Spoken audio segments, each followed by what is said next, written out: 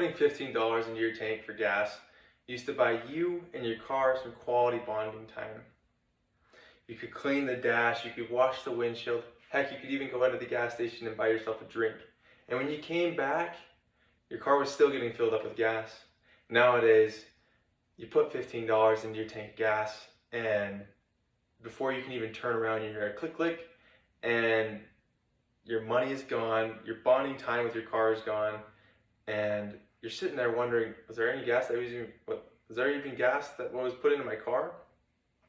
My name is Boston, and I'm an American citizen struggling to pay these high gas prices. And because of that, I researched this topic for multiple weeks, trying to figure out what is the cause of this and what we can kind of do to fix it. Now, I'm not the only American struggling to pay these high gas prices. Everybody is across the nation, especially college students like you and I.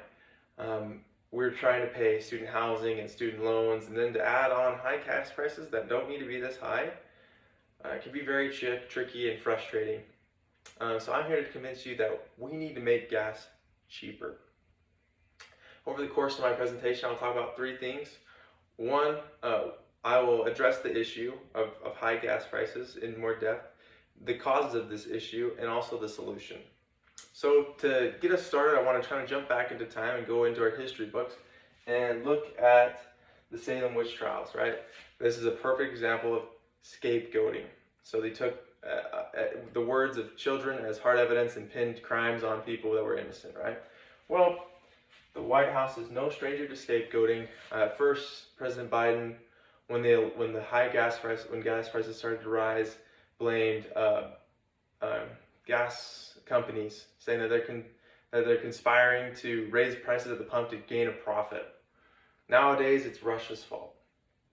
So just all this scapegoating, and that's a big issue that kind of makes gas high, right? Because we're not looking in the mirror.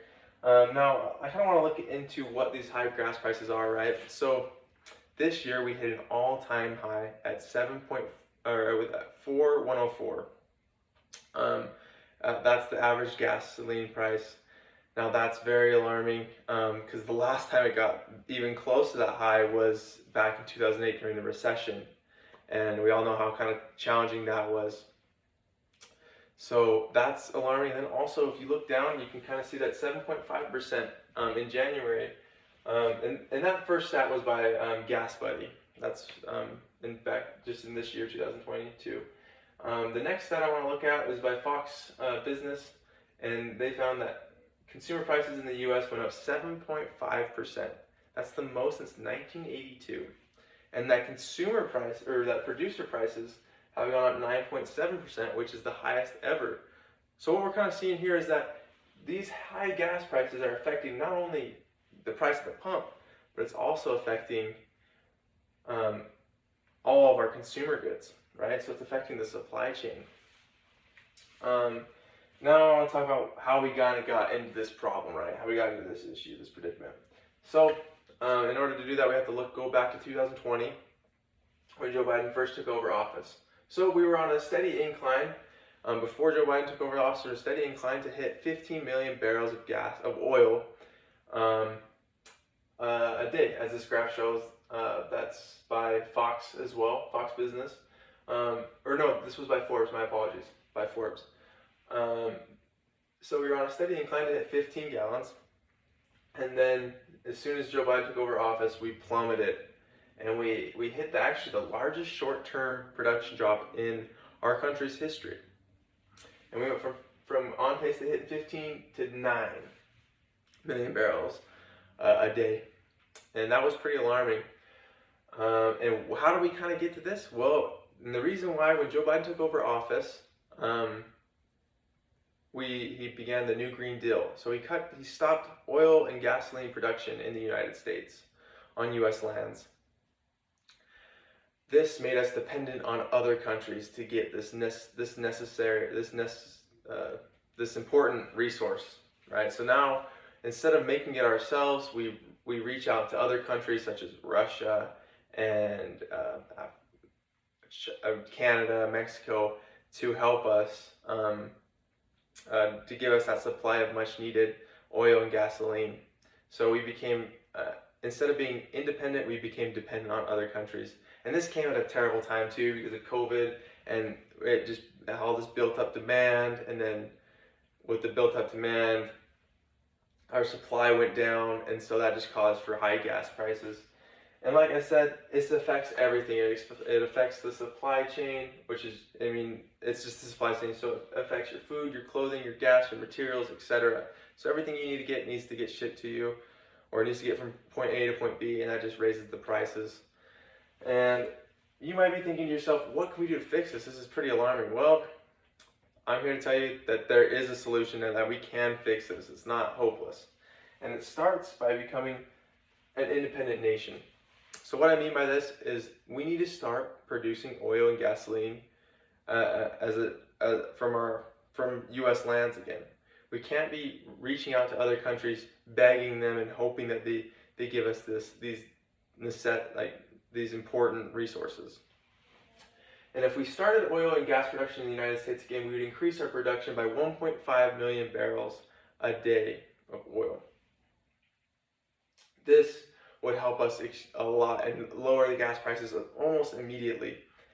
And how we can do this, how we can become an independent nation and independent of ourselves for gas and oil, is by voting. We have to vote for leaders that put America first, that have good policies and that care about our wallets, right? That care about our money. So we need to make sure we do that, and we can do that by using our rights, right? So some of you might not be believing me if I'm telling if what I'm saying isn't true. So I want to kind of lean back on my friend Elon Musk, who tweeted out this and said, "I hate to say it, but we need to increase oil and gas output immediately." This is just on Twitter. He said, "We need to increase gas and oil output immediately. Extraordinary times demand extraordinary measures."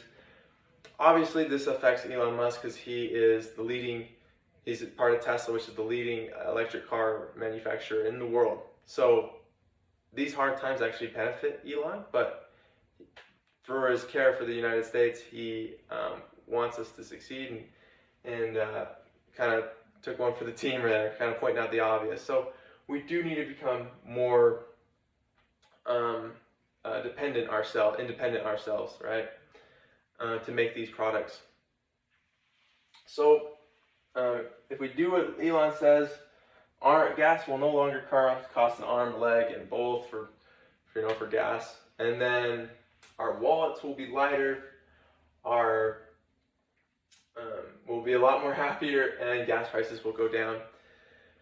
Now, over the course of my presentation, I talked about three things: the problem that we're having, right, which is just these high gas prices, and which is affecting consumer prices, the causes of these problems, and what we can do to kind of solve it. And if we do these things, this will happen. We'll have heavier wallets, happier times, and prices will be cheaper.